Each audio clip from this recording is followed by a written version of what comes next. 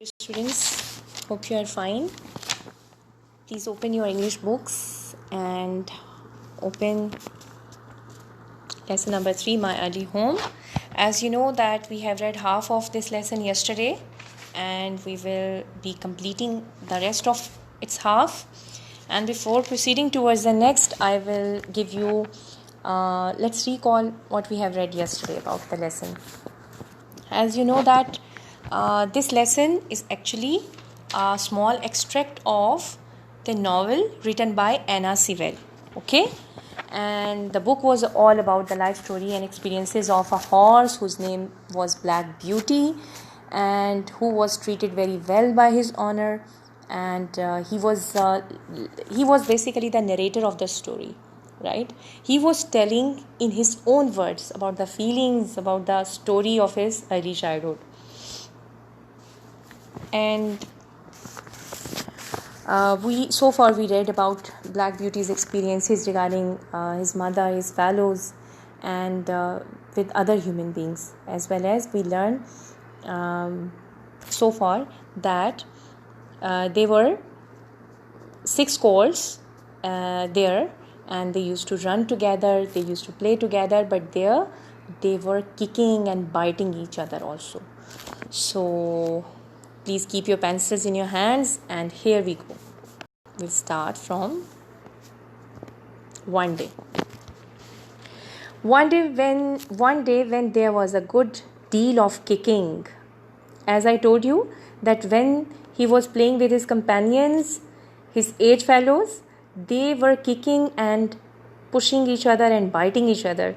So when there was a good deal of kicking, my mother whinnied to me. Underline the word whinnied. It is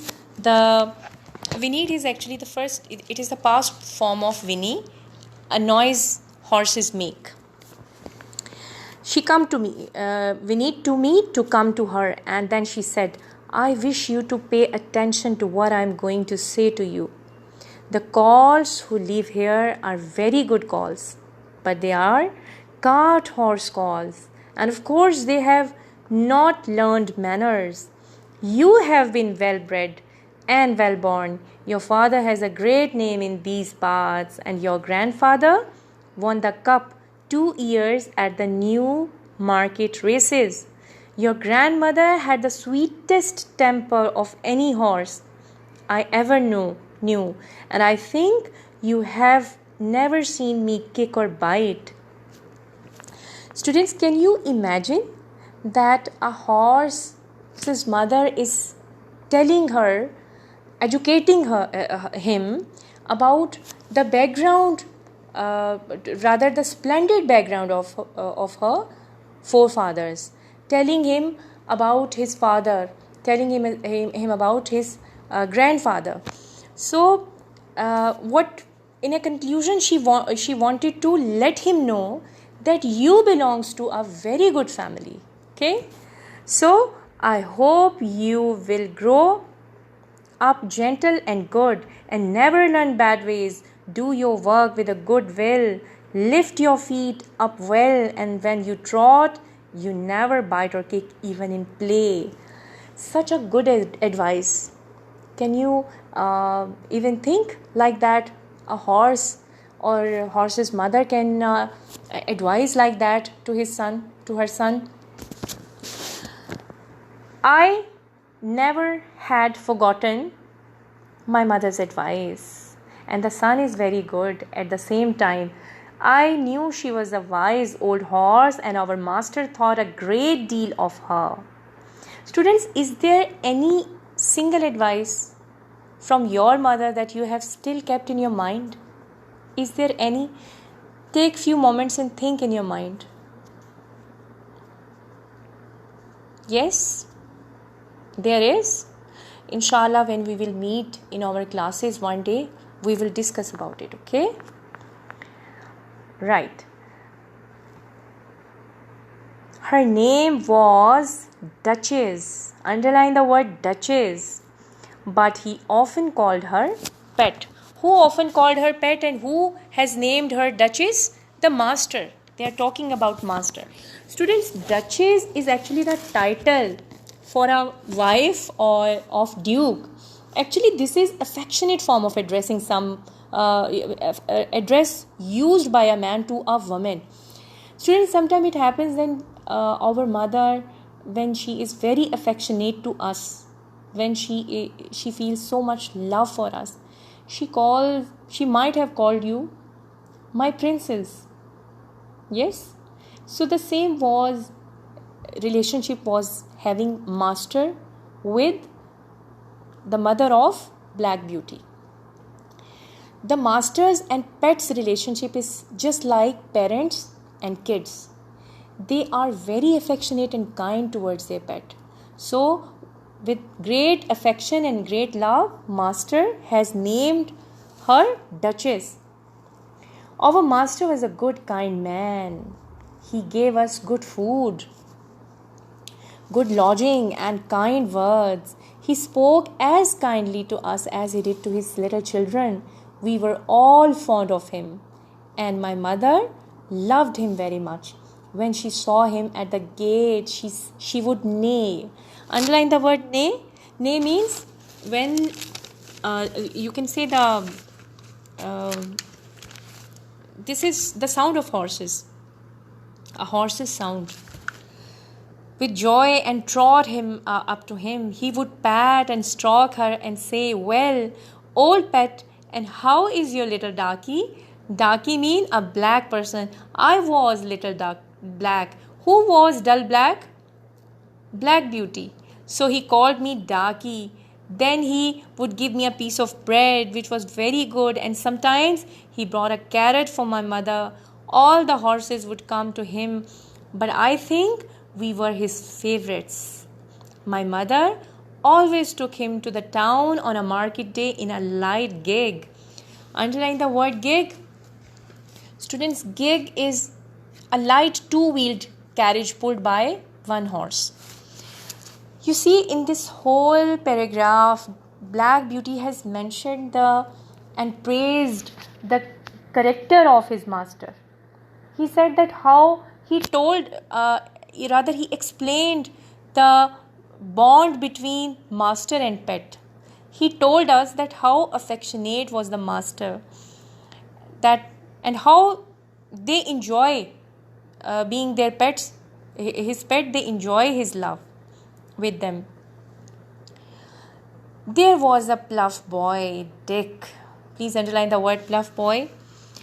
Yesterday we discussed the meaning of plough: to dig up an area to make it ready for planting. And who is plough boy? He is a boy who guides animal drawing a plough. And his name was Dick, who sometimes came into our field to pluck blackberries from the hedge. When he had eaten all he wanted, he would have what he called fun with the calls. What he used to do there? He plucked blackberries from the hedge. And what was the fun he used to do? Throwing stones and sticks at them to make them gallop. Gallop, as I told you, the way running fast, you can say, when the horse used to run fast, they gallop. So what he did with them? He was throwing stones and sticks to make them gallop. We did not mind him. Who said that we did not mind him? Blackberry is telling us that we did not mind him much, for we could gallop off, but sometimes a stone would hit and hurt us. What was the misery? Basically, that the stones used to hurt them. You see, students, in the first paragraph of the same page, he was mentioning the good characteristics of a human being a master. And in this paragraph, he is telling us the darker side of the character of a human being. Students, do you remember?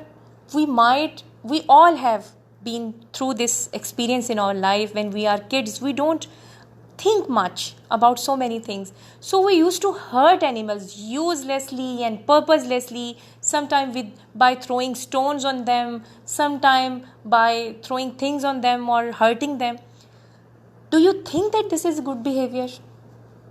No, this is not at all. It hurts them. While reading this lesson, we are learning one more thing. And what is that? That animals do have feelings in them. And our relationship, our behavior, it matters for them. It hurts them or please them. Okay? Let's complete the lesson. One day he was at his game. And what was his game? Throwing stones and sticks. And did not know that the master was in the next field, but he was there watching what he was going on. Over the hedge he jumped in a snap. Underline the word snap. It means make a sudden audible bite. And catching Dick by the arm, he gave him such a box on the ear. Underline the word box. It means to hit on the ear, as made him roar with pain and surprise. As soon as we saw the master, we trotted up nearer to see what went on. Bad boy, he said, bad boy, to chase the calls. This is not the first time, nor the second, but it shall be the last. There, take your money and go home. I shall not want you to work on my farm again.